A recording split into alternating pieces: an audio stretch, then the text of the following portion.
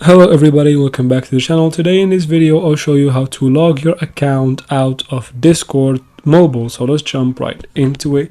First we go ahead and launch the application by tapping on it.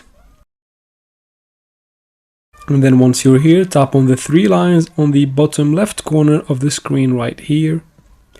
Now from here, tap on the profile icon on the bottom right corner.